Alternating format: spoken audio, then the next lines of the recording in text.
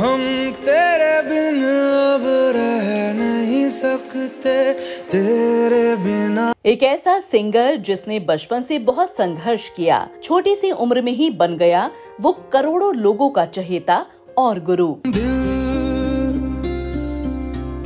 संभल जा जरा।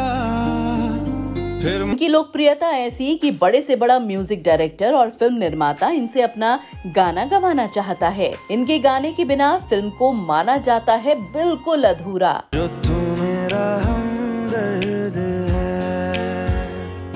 सुहाना है। कैसे एक रियलिटी शो में मिली हार ने बदल दी इनकी जिंदगी, और ये सिंगर जिस मधुर आवाज के लिए जाने जाते हैं उसी आवाज से क्यों छुटकारा पाना चाहते हैं। शायद कभी न कह सकूं मैं तुमको। क्यों इस गायक की पर्सनल और प्रोफेशनल जिंदगी दोनों मुश्किलों में रही। क्यों इस सिंगर ने 2 शादियां की जिनको लंबे समय तक छुपाया गया। खैरियत पूछो कभी तो कैफियत पूछो। कैसे इस सिंगर के एक जवाब ने नाराज कर दिया बॉलीवुड के दबंग सुपरस्टार को, और किसके कहने पर इस सिंगर के सभी गानों को फिल्म से हटा दिया गया।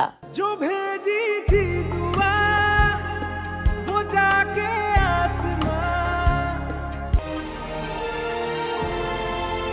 नमस्कार, आप सभी का स्वागत है बॉलीवुड नॉवेल के इस एपिसोड में।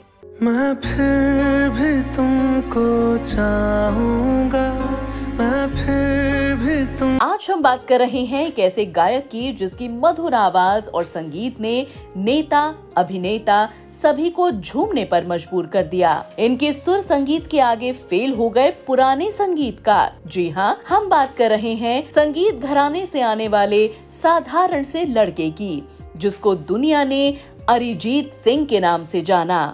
मेरे सज्जनों, अरिजीत सिंह बहुत ही महान कलाकार हमारे इस फिल्म इंडस्ट्री के।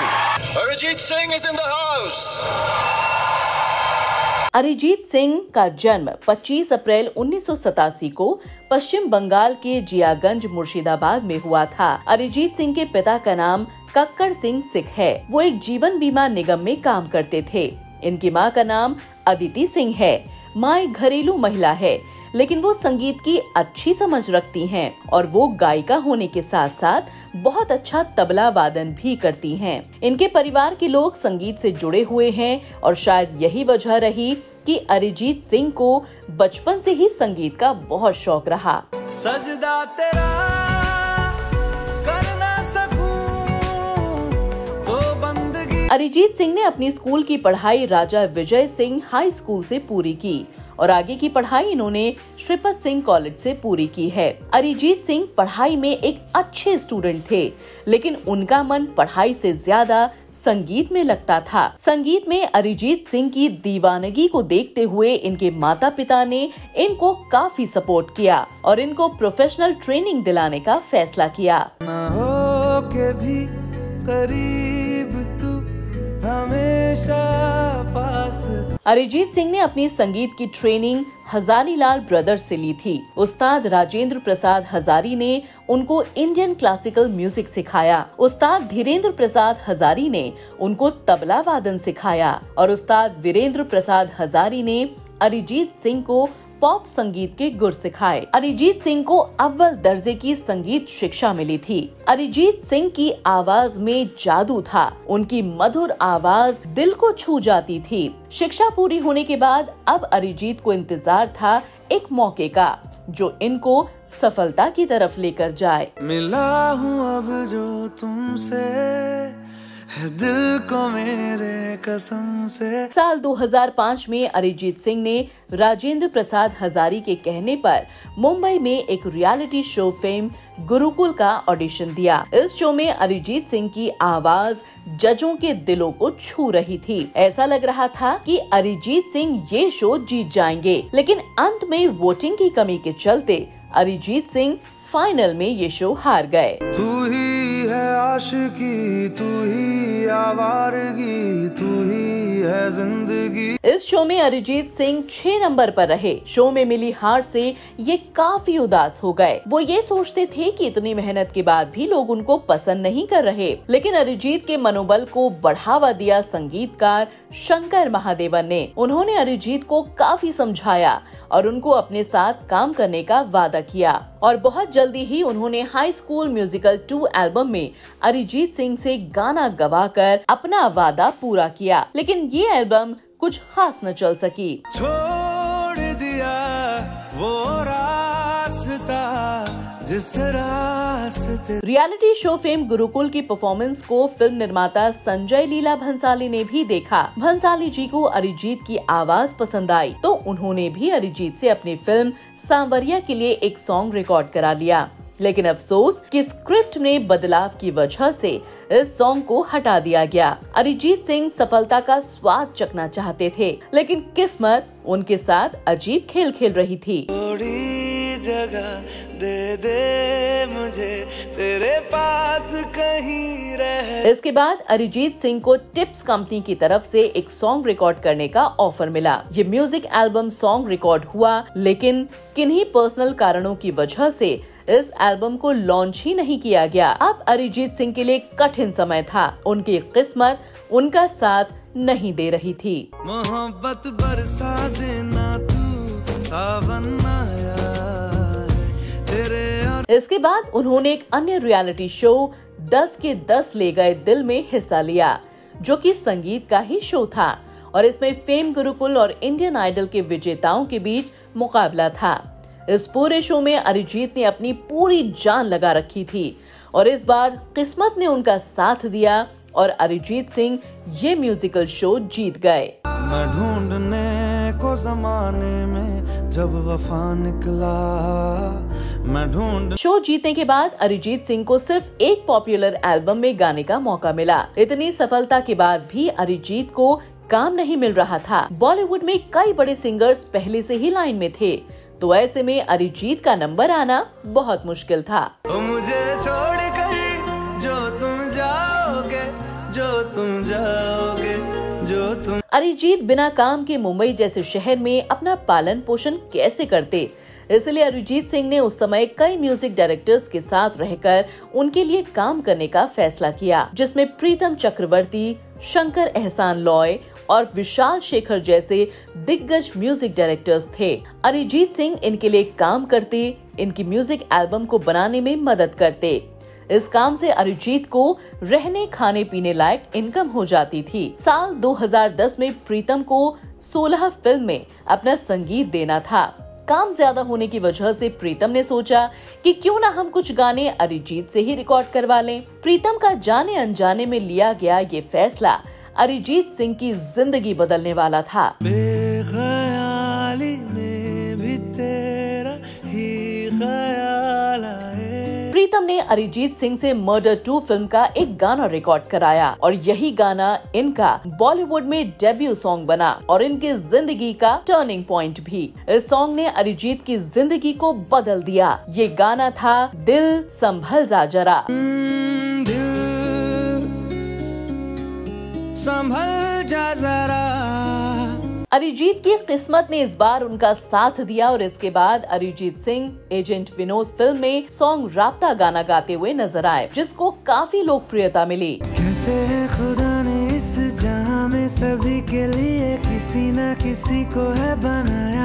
और फिर इसके बाद वो फिल्म आई जिसने अरिजीत सिंह को जमीन से उठाकर आसमान की ऊंचाइयों पर बैठा दिया और ये फिल्म थी 2013 में आई आशिकी 2। इस फिल्म ने अपने आप में कई रिकॉर्ड्स बनाए और अरिजीत के द्वारा गाया गया गाना तुम ही हो ने संगीत की दुनिया में कई रिकॉर्ड्स बना डाले और कई पुराने रिकॉर्ड्स तोड़ डाले। क्योंकि तुम ही हो, अब तुम ही हो जिंदगी इस सॉन्ग ने अरिजीत सिंह की फैन फॉलोइंग और डिमांड इतनी बढ़ा दी, इनके पास न्यू सॉन्ग्स के ढेरों ऑफर्स आने लगे। इस सॉन्ग के लिए अरिजीत सिंह को फिल्म फेयर अवार्ड में बेस्ट मेल सिंगर का अवार्ड भी मिला। इसके बाद अरिजीत की कामयाबी और अवार्ड्स जीतने का सिलसिला शुरू हो चुका था। अरिजीत सिंह ने एक से बढ़कर एक सॉन्ग्स भारतीय सिनेमा को दिए। कामयाबी ने उनको इतना बिजी कर दिया कि वो एक दिन में 16 गाने रिकॉर्ड करने लगे। दिल का दरिया बह ही गया। अरिजीत सिंह 2013 से लेकर अभी तक लगभग 700 से ज्यादा सॉन्ग्स गा चुके हैं, जिनको क्या युवा क्या उम्र दराज सभी बड़े सुकून के साथ सुनते हैं। कभी जो बादल बरसे मैं देखूं तुझे आंखें भर के तुले। तो ये तो था अरिजीत सिंह का सिंगिंग करियर। अब बात करते हैं इनके निजी जीवन और कुछ विवादों की, जिनकी वजह से भी ये काफी सुर्खियों में रहे और समस्याओं से भी घिरे रहे। तू सफर मेरा है, तू ही मेरी मंजिल। अरिजीत सिंह के बारे में बहुत कम लोग जानते हैं कि इन्होंने अपने जीवन में 2 शादियां की हैं। इनकी पहली शादी इनकी दोस्त रूपरेखा बनर्जी से हुई। ये वही रूपरेखा हैं जो फेम गुरुकुल में इनके साथ परफॉर्मेंस देने आई थीं। इसी शो में इन दोनों के बीच बातचीत हुई। मेल मिलाप के बाद दोनों ने शादी कर ली, लेकिन आगे चल कर के दोनों के बीच मनमुटाव हो गया और 2013 में दोनों ने तलाक ले लिया। हमारी अधूरी कहानी। इसके बाद अरिजीत सिंह ने दूसरी शादी साल 2014 में अपनी बचपन की दोस्त कोयल रॉय से पश्चिम बंगाल के तारापीठ मंदिर में शादी कर ली। कोयल रॉय की भी ये दूसरी शादी थी। कोयल रॉय एक बच्ची की मां हैं, जो उनकी पहली शादी से है। कुछ समय तक अरिजीत सिंह ने शादी को छुपाए रखा था, लेकिन जब अरिजीत ने खुद एक पोस्ट शेयर किया तो इस राज से पर्दा उठ गया। तेरा फितूर जब से चढ़ गया रे।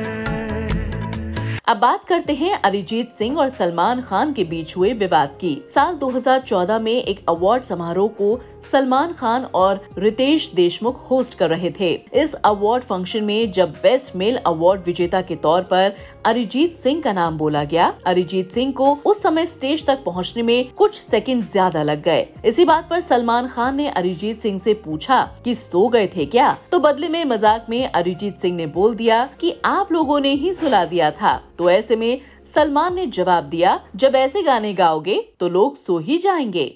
आप लोगों ने सुला दिया यार, तब से मैं तो नींद आ गई यार। डेफिनेटली ऐसे गाने बजते रहेंगे।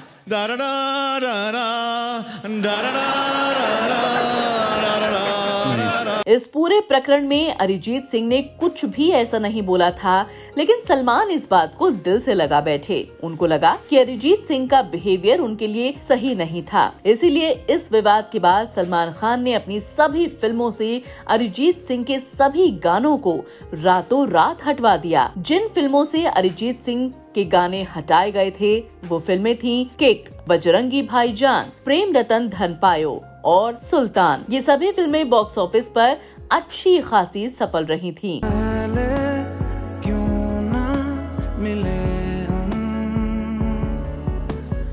हालांकि अरिजीत सिंह के पास काम की कमी नहीं थी, फिर भी उन्होंने फेसबुक और ट्विटर पर सलमान खान से रिक्वेस्ट करते हुए लिखा कि भाईजान माफ कर दीजिए, मैं आपका छोटा भाई हूँ, गलती हो गई थी शायद मुझसे, प्लीज आप अपनी मूवी से मेरे सॉन्ग्स मत निकालिए। लेकिन सलमान खान उनकी इस बात का कोई जवाब नहीं दे रहे थे। लो मान लिया हमने है प्यार नहीं।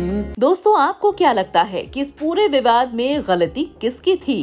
कमेंट बॉक्स में हमें कमेंट करके जरूर बताएं। अरिजीत ने जब 10 के 10 ले गए दिल शो जीता, तो उस जीती धनराशि से अपना एक रिकॉर्डिंग स्टूडियो बनाया, जहां ये अपने सॉन्ग्स को रिकॉर्ड करते और दूसरी फिल्मों के लिए भी काम करते। अरिजीत सिंह ने सबसे पहले तेलुगु फिल्म केडी में अपनी आवाज दी थी।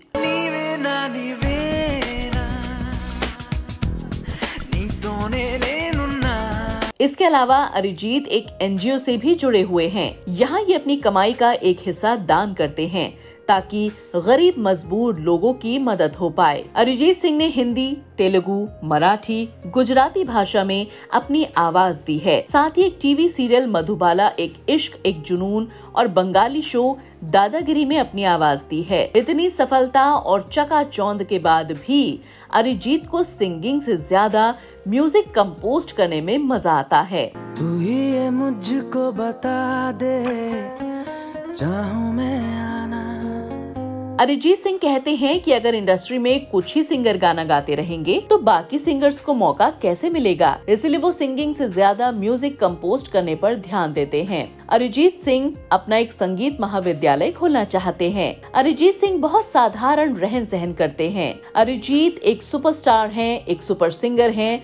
इसके बावजूद वो शो ऑफ नहीं करते। वो आज भी बहुत सिंपल कुर्ते पजामे और चप्पलों में पब्लिक प्लेस और ट्रांसपोर्ट में सफर करते हुए आसानी से दिख जाते हैं। Arijit Singh late night parties और मीडिया से दूर ही रहते हैं।